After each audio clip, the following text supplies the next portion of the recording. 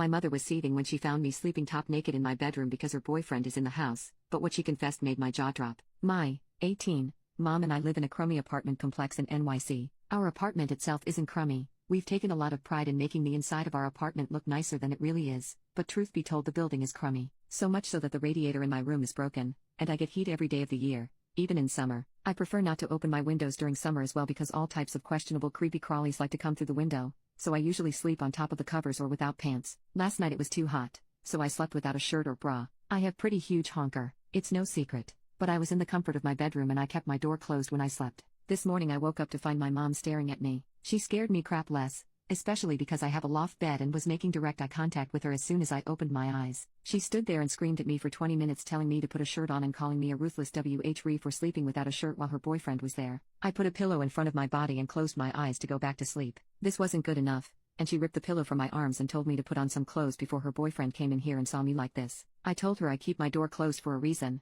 and if she's worried about her boyfriend bothering me, that's more telling of her boyfriend, not me. She was absolutely seething and told me I was to live under her rules while I was in her house, and that included not being trashy and sleeping with some clothes on. I figured she was being ridiculous, but her boyfriend heard the commotion and ended up coming into the room to get her, without knocking mind you, and left me flailing to find a sheet to cover with. He was kind of eyeing me and told me my mom was right and I needed to sleep with clothes on. I'm having a hard time understanding. Am I really an a-hole here? Edit. I can't lock my door. She won't allow me to replace the doorknob with one that comes with a lock. Update. After the whole debacle, I did purchase a wedge under my door from Walmart. It worked, and I didn't have any more issues with waking up to people in my face. I used the excuse that it was to keep our cat from opening my door at night, and my mom seemed fine with that. While he was here and even after he was gone, my mom seemed detached and sort of out of it. I asked if everything was okay and she said she needed to sort out some feelings first, but she promised we'd talk when she was better. I said okay and left it at that. A couple of days later, E came back for another weekend stay. The day after he came, they had an at-home date night with drinks and fancy takeout, and that night I woke up to my door being messed with.